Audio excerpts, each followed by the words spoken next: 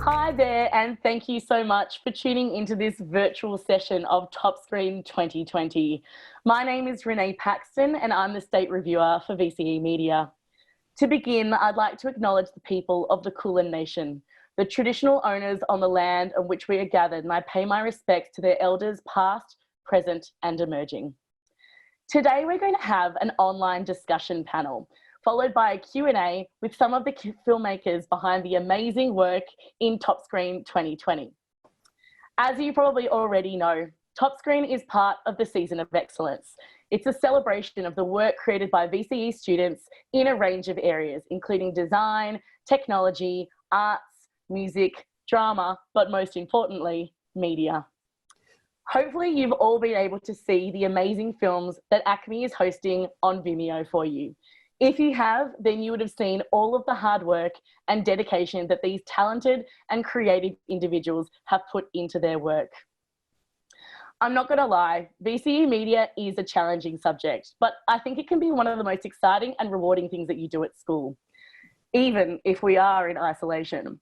In addition to, and with all of those assessment tasks, exams, and demands of your other subjects, you have to make a media product. And in this case, today we're going to talk about film. And you really will remember your VCE Media product forever. It's such an incredible opportunity that you as media students have, so make the most of this opportunity and enjoy it. It's important to remember that in VCE Media, it really doesn't matter what sort of technology you use. The important thing is, now more than ever, the best technology in the world will not save you if you are not organised and have a thorough understanding of your media form. It's actually the quality of your ideas, your understanding of narrative, and the way that you use that technology is what actually matters. You can use whatever you have accessible to you. Phones, cameras, random lamps from around the house, everything can be made into something awesome. So it's up to you to be creative and work with what you've got. Right now, we're going to have a chat with these wonderful, young, talented filmmakers about the incredible amount of planning and effort that went into the films that they have made. Joining us virtually today, we have Keenan, who made the very funny and relatable animation, well, to me anyway, Wingman. Hi, Kate. Hi, what's up? Next up, we have Halden-Cornish, who made the beautifully heartbreaking music video clip, Call You Up. Hey, Jared. Hello. And we have Griffin O'Neill, who made the hilarious character profile comedy, including a talking dog, Time Well Spent. Hey, Griffin. And we've got Ivy Windred-Wornes, who made my Victorian-era Gothic dreams come true in the music video clip for Lies. Hey, Ivy. Hi. And last but not least, we have Henry Johnston, who made the absolutely stunning documentary, Sally Jones, an Australian Farmer. Hey, Henry. Hey, how you going? Good. All right, welcome. Thank you so much for sharing your filmmaking expertise with us today. So finding an idea is probably one of the most difficult parts of a production like this. And it's not only that you have to settle on something that's achievable, but you also need to choose something that's actually going to sustain your interest. Griffin, where did you come up with your idea for your film? Most importantly, that psychedelic dog moment.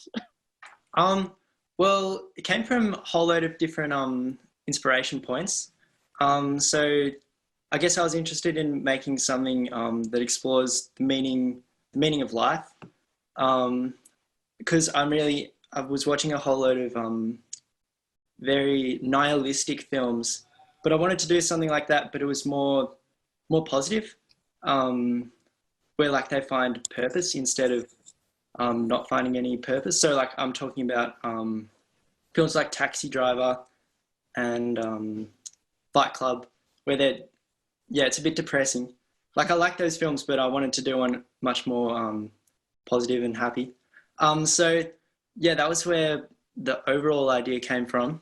The dog part, that was, I actually originally was going to try and film like a kaleidoscope, but I couldn't really figure out how to like film it into it. So I ended up, we've got a disco ball at home. So I just filmed that and then used some kaleidoscope effects on that afterwards. So yeah, that's how that came around. Awesome. I love that part. Yeah. Kate, where did you come up with your concept from? So I knew I wanted to do something with comedy. I think comedy is really important in filmmaking because, especially if you're talking about an uncomfortable topic, it can make people feel at ease, included, and make it light to send a message across. So I was thinking about the things that made me laugh, and one was that my brothers and my dad got really uncomfortable when I talked about menstruation. So that's kind of where it came from, and yeah. Awesome. So that's a personal story. Yeah. Awesome. I love that. And I think that you can get a lot of inspiration from the environment and the things that you guys are interested in at the moment. And I think that that's really awesome. Let's move on to another question. Students of VCE Media complete what we call a production design, which is that blueprint for the production. I'd like the panel to tell us what kind of planning was involved in terms of the creation of your film. So, Ivy, your attention to detail, especially with the mise en scène of props and costumes, was very noticeable. How did you go about planning your film? Yeah, well, the mise en scène was pretty much one of my main focuses of the film. And I guess I was inspired by a lot of films that focused on that as well, such as like Peter Greenaway's film, The Cook, The Thief, His Wife and Her Lover. It's a great film. You should watch it if you haven't. And also Sofia Coppola's Mary Antoinette. And I guess if you've seen my film, the table with all the fruit on it came from the final scene of, well, was inspired by the final scene of Peter Greenaway's film, when it's kind of a sacrificing scene, I guess. And the hair and makeup was definitely inspired by Sofia Coppola's. So I guess I went to a lot of op shops, found a lot of jewelry, and did a lot of trials to make sure that all the props that I was using also fit to the style of my film. It was a Victorian styled film, so I needed it all not to look out of place. So yeah, and the day before the shoot at the farm, I went to Queen Vic Market and got all the fruit, so it's all real fruit. Yeah. Well, it was very, very realistic and very believable. So you did a great job collecting all of that stuff. I suppose there's also a lot of challenges when it comes to shooting a film.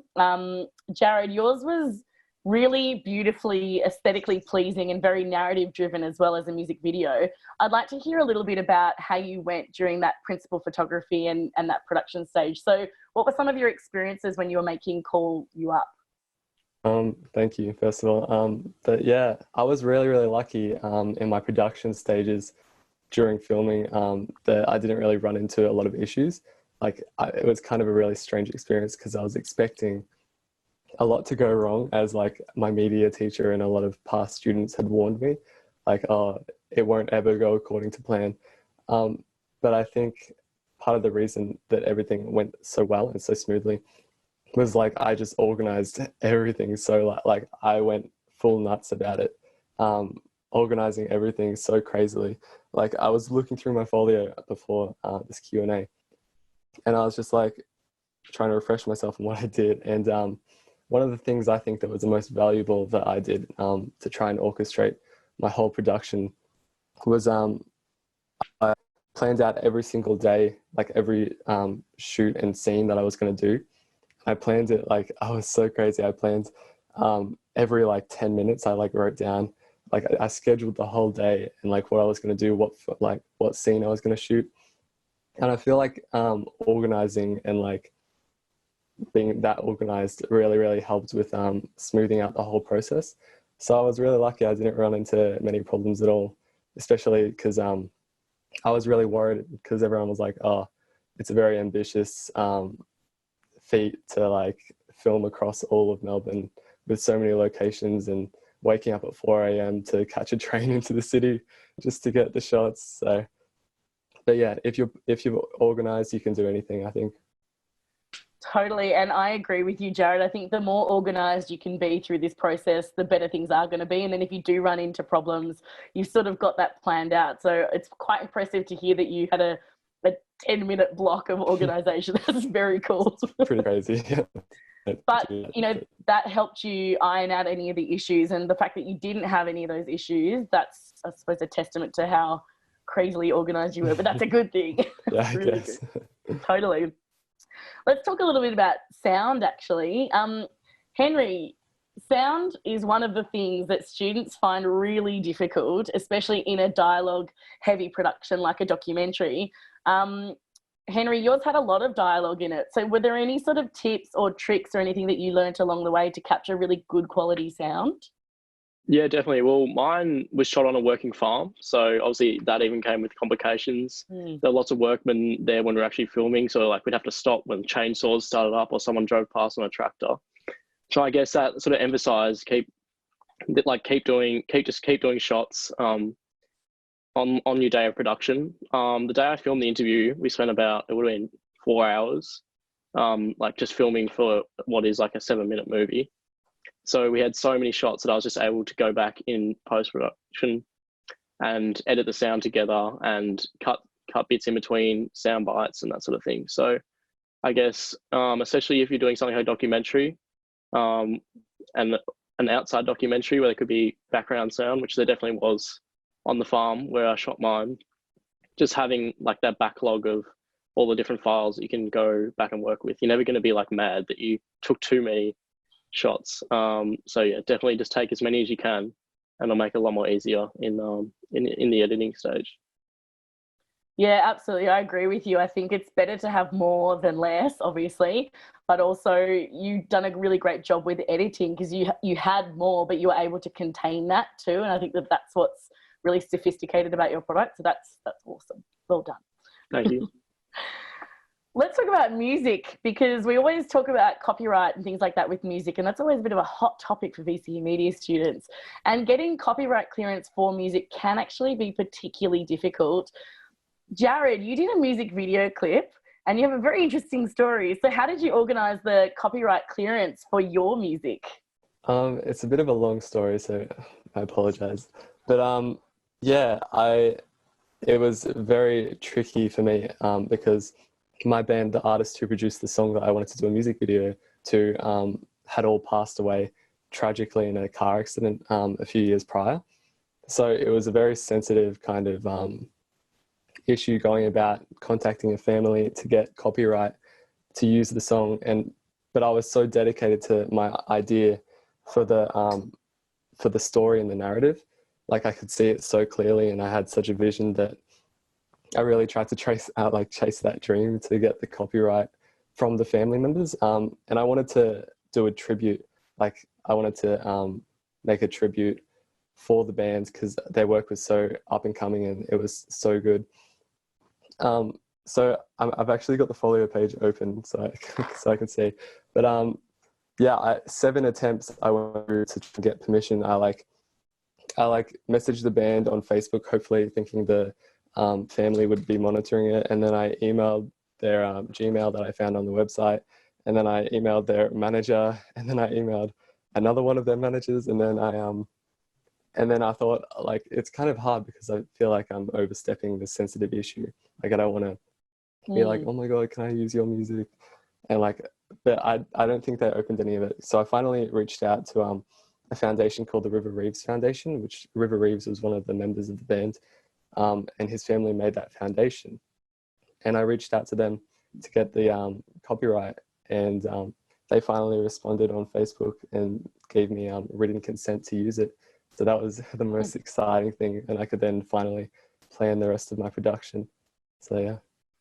That is a particularly complex copyright story, actually. So that's pretty amazing that you were able to get that, and obviously you were still sensitive to the fact that the family was going through. Yeah. Well, yeah, you did. They wouldn't have said yes, I don't think, otherwise. So I think that's really amazing that you were able to get that, and I think that you know, that could have been a make or break, really. If you didn't have that copyright, then potentially we wouldn't be able to allow that in Top Screen, because we do need to have copyright for that. So that was a lucky get.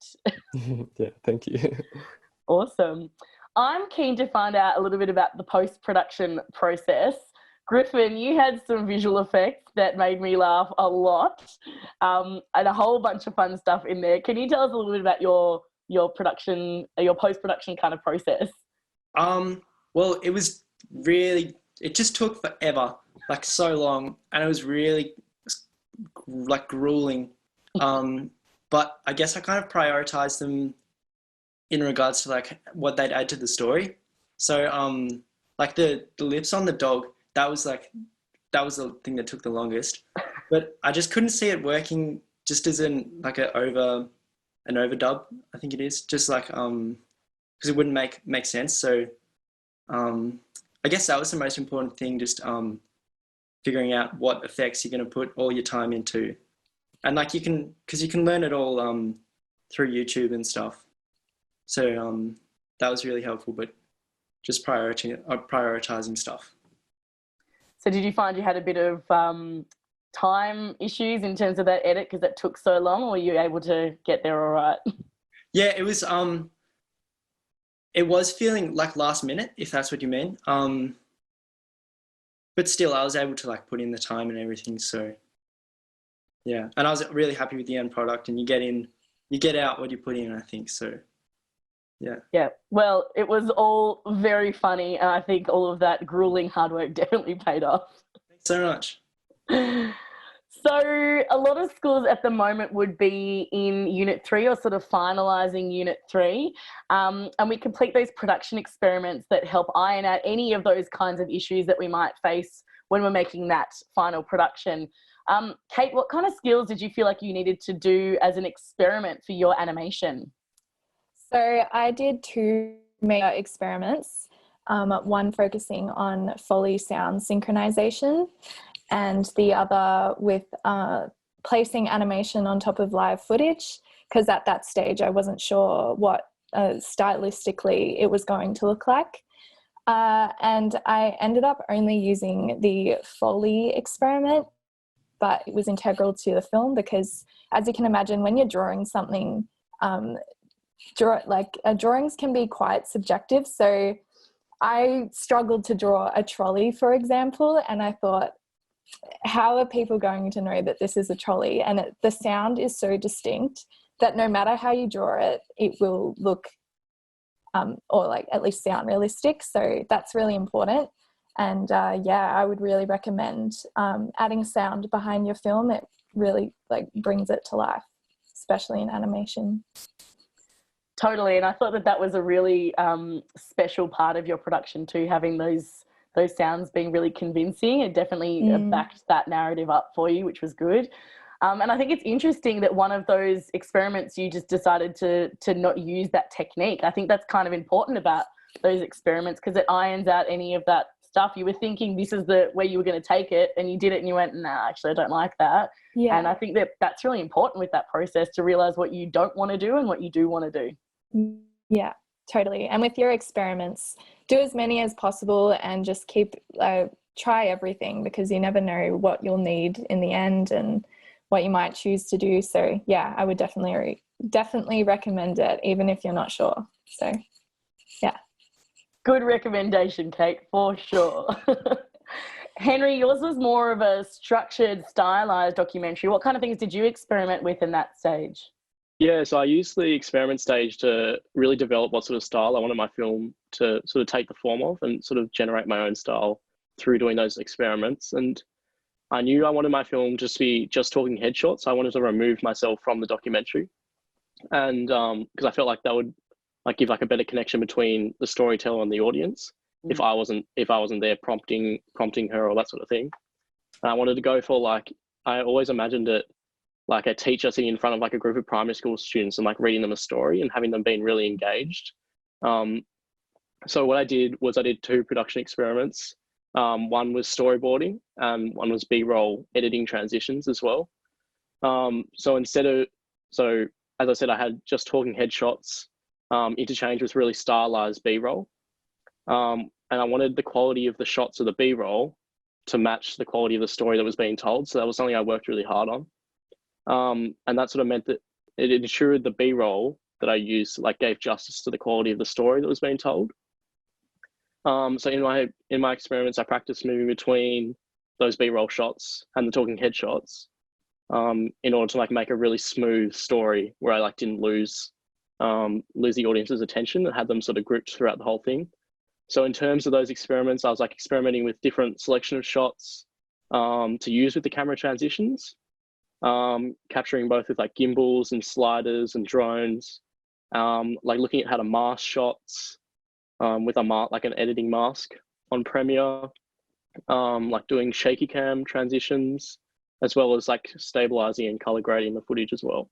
So I really did use the experiments to really develop the style of the film that I wanted to sort of take the form of. Definitely, I can tell, absolutely. And I think that even looking at engagement, which you did for your production experiment, really helped, because 7 minutes is a long time for us these days to concentrate on anything. And often people think a documentary is a bit boring, but yours was absolutely not boring. And it was so engaging and really, really powerful that you were able to kind of iron all of that kind of stuff out in those production experiments. I think that was such a clever choice for you, because it really paid off in the end for sure. Yeah, it was definitely something that I knew right from the start, which I was only going to have one person telling the story as well. So that meant without having lots of people to tell the story and keep that engaging, if you keep meeting new people, that remains engaging. But I knew I just wanted to have that one connection between the storyteller and the audience. So that just meant I had to focus on making the storyteller sort of engaged for that whole 7.5 minutes. Yeah, absolutely. And I think that that's one of the things I really like about your documentary, that it is focused around that one person and it is simplistic, and we do get such an amazing story from her and such a big picture of what she's all about and what she does and her experiences. And I think that that's what makes it really engaging. So it was a great subject choice for you as well. Yeah, definitely. Totally. Loved it. Ivy, what kind of production experiments did you do in yours? Because yours was quite different again. Yeah, I guess the main thing that I really had to experiment with was creating a particular mood. So I needed to create a mood that like made the audience feel tense and uneasy. So I tried doing that with color grading and lighting. And with the lighting, I tried using a red light and a blue light separately. They both didn't really work out that well because it was just a bit too harsh, and even on the lowest setting it was still pretty harsh. So I decided to move into color grading and do the color grading instead of the lighting. So yeah, I did the same thing with a red tint and a blue tint, and found that the blue tint worked the best for me, and so I settled with that for the experiment process. And then after I'd done my actual film, went into color grading and realized that a lot of the shots that I'd done were actually, like, the natural lighting was pretty good, and the in the actual location it was the right colors around to make it look a bit red and a little bit blue in the places that I wanted it to be. And so in color grading, I just had to even out the colors so it wasn't too juxtaposing. That's really awesome. I love the fact that it sort of failed for you initially, and then you went and found a way to fix that, and then that changed again once you got into post. And I think that's okay. I think that failing in a way is quite a good learning experience. You realise, no, this is not what I thought it was going to be at all. Went to look into colour grading and then got pleasantly surprised at the end where you didn't really need it anyway. So I think that's a bonus. That's great. I love that. I want to ask you guys about this whole process, and I really want to know if you had to give one piece of advice to VCE Media students who are about to embark on this amazing process, what kind of advice would you give them? I might start with Henry. Yeah, well, for me, stories are like absolutely like the most important thing. And the one piece of advice I'd give is like the film is so much easier to make successful when you have like already an engaging story that you've set out and you've planned. Like that was one of the main reasons I chose documentary, because I knew I could find like a really engaging story and that I'd be able to work with it. But so for those that have seen my film, like I didn't know Sally before. So Sally's my subject. I didn't know her before I started doing my film. Instead, I went out and researched and found her and sort of set out the story that I wanted to tell. So I already had something to work with and shape and make my own into what I wanted to make look like a professional film. And I'm not saying that everyone should do documentary. I'm just emphasizing how important it is to start like with a good story, because no matter how good the production values are of the film, doesn't matter if you have the best camera possible, the film won't be successful unless it has that great story at the foundation, at the roots of it. So my advice is just to not even start thinking about any filmmaking before you've got your story nailed down and are confident that it's going to be engaging, because once you have that set out, you've set the standard for like the quality of the film, and the production will follow that. I agree with that so much. And I think that's what every media teacher in the state would be going, yes, Henry. Absolutely. And it is the thing that separates media from the rest of the art forms. It's narrative, and it's the concept of a story. And that's really important to us in media, to have a really good base for that. And I think even more so that advice during us being in isolation and being restricted with the things that we can do at the moment, I really think that that's such great advice, because you're right, it really doesn't matter what kind of camera or anything like that you use. If you've got a good narrative and a good core to it, then you're going to be able to make something really successful. So great advice. Thank you. Kate, how about you? What's your advice for VCE Media students this year? I would say that to choose a story or a narrative that you're passionate about, because it is such a long process, and I'm sure it'll be all you're thinking about during isolation. So just make sure it's giving you that energy to keep going and to stay motivated throughout the whole process, because you want to see that final product. And if it's something you're passionate about, like from all of like the top screen films that were chosen, you can tell that we talk about gender equality, climate change, and it's just so important that to make sure that it's bigger than yourself, but also maybe it's something you're like personally passionate about. And I think that's a really good way to find out something that you're passionate about and just to pursue it throughout the whole process. Yeah. Totally. And it's going to be something that you sustain interest in for a long time too. So if it is something that you're passionate about, I think that just goes hand in hand. So that's a great tip, Kate. Thank you. No worries. Griffin, what's your advice for all of those wonderful media students out there? It's actually exactly the same as what Kate just said. Just like choosing something you're really, really interested in. Make sure, I reckon you just got to really like the story you're telling. And then what Kate was saying, like your values will come out as a result, I reckon. And then, yeah, that's how you can have a message come out as well. Yeah, totally. I agree with you. And I think that your message was so full of joy, and that obviously is a representation of your interests. And I think that was really cool. Yeah, cheers. Yeah. Jared, what about you? What's your advice for VCE Media students this year?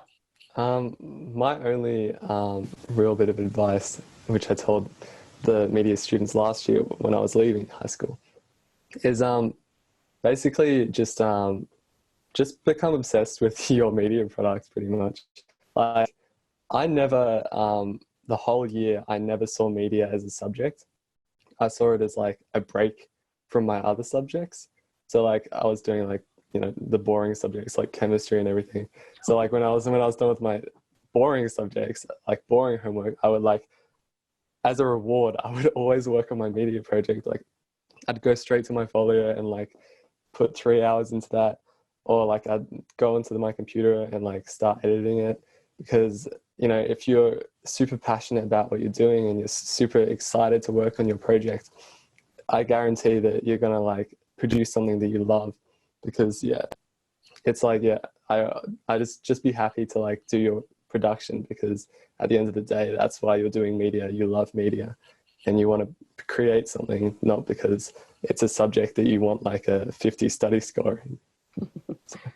That's so true. You're always going to naturally put that effort into something that you love and that you enjoy. And I think we are lucky here in media that it is a really enjoyable subject, and it gives you all the freedom to choose what you want to make. And I think that maybe that's what separates it from the boring subject. I don't know. But it is a fun subject. That's great. Great advice, Jared. Thank you. And last but not least, Ivy, what's your advice for this year's cohort? Yeah, I agree with all of them, obviously, but one that maybe hasn't been said is make sure that you're documenting everything in your folio, so you're not like rushing back and doing it last minute. That's just the worst thing ever. So yeah.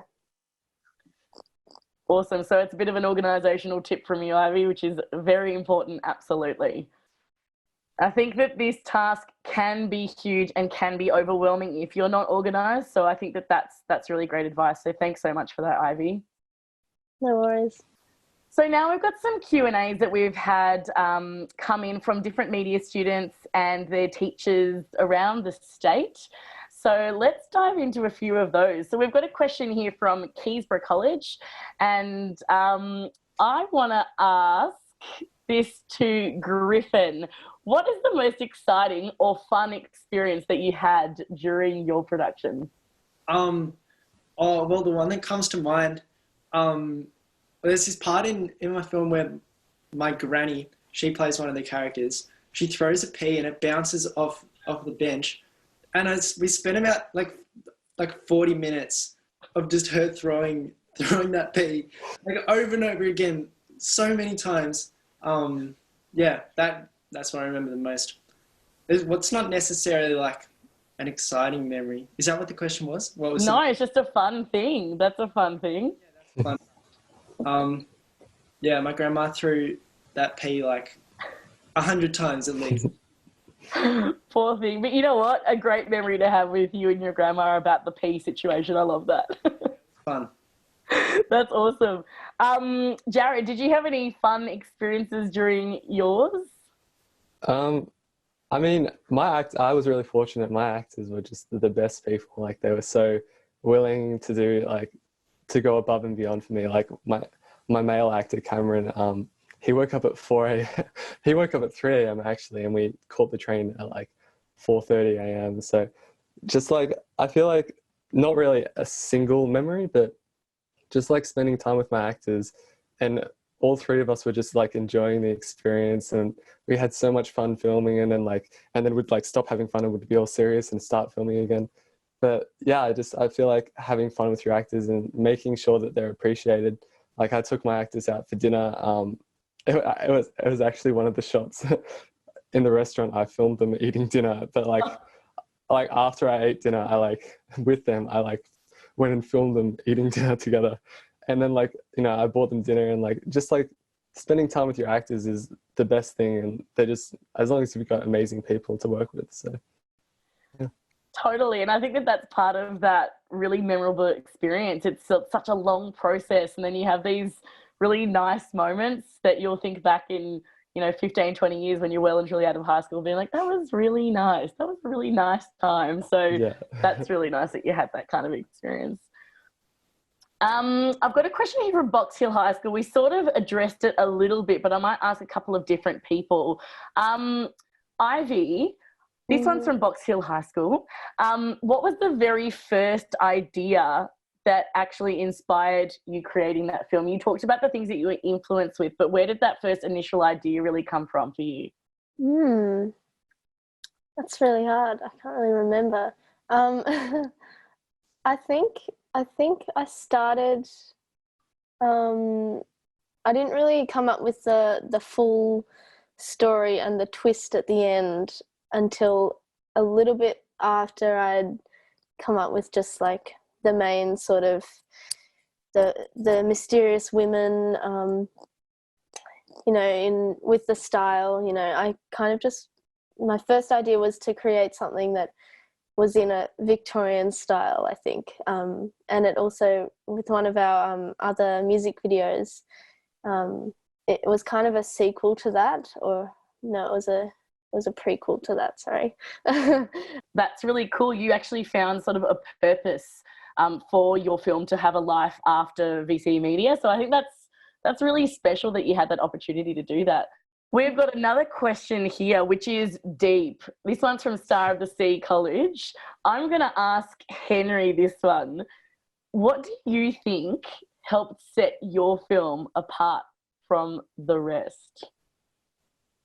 It's a hard question, but definitely I can just, when looking back on making my film, I just know how much effort I put into definitely just creating your own sort of style and sort of being like a representative of that style that you've created. So after I filmed my film, I was just, and presented it as my stat, I was just really proud of what sort of style I'd created as well. And I think just like taking like the subject of media and sort of saying, okay, this is my subject. We've got so much freedom to do what you like. So I'm going to take like all of the advice from the teachers and everything I've been taught and like so the education that's been provided and put that together, and in my final year make something that was sort of my own style and something that I was really proud to present. That's awesome. I'm so proud that you're proud of your work. That's brilliant. Kate, I might ask you the same question actually. What do you think helped your film stand out from the rest? I think it was a pretty I think it was an unusual topic to take to animation. I think there is a lot of misconception about animation and the ability, like the extent of which your narrative can take. Like a lot of people think it's about cute animals and like, I don't know, stylistic people, and I don't know, but I just wanted to make something that was myself but use a medium that I haven't really tried. And it's funny because I'm now doing that as my uni course. So this experience, I kind of fell in love with it, and it's just a bit of a reflection of my journey with the medium and then how I've chose to pursue it. So yeah, I think that's what makes it a little bit different. I love that. You discovered your love for animation through VCE Media. Yay. That is awesome. You have been amazing. Oh, what a great group. So I just wanted to say thank you so much to everyone who submitted the questions. I think we might wrap up those Q&As there, but thank you all so much in taking part in this awesome chat today. It was so interesting and really great to learn more about the processes that you went through to make your films, and I'm sure that this was also super beneficial to all of those media students out there watching. So thank you so much. And to all of those watching, and also for our panel members, hopefully you've all had the opportunity to vote for your favourite film for the 2020 People's Choice Award on the top screen link. And if you haven't, go and do it. The winning student, hopefully one of these amazing people, will receive an amazing prize pack. So if you haven't voted, go for it and head to bit.ly/topscreen2020. So we might wrap that up there. I just wanted to say thank you again so much. And I wanted to thank everyone who's watching and wish you guys good luck for this really new and exciting adventure that is making your media product this year. And thank you so much for tuning into our virtual session of Top Screen 2020.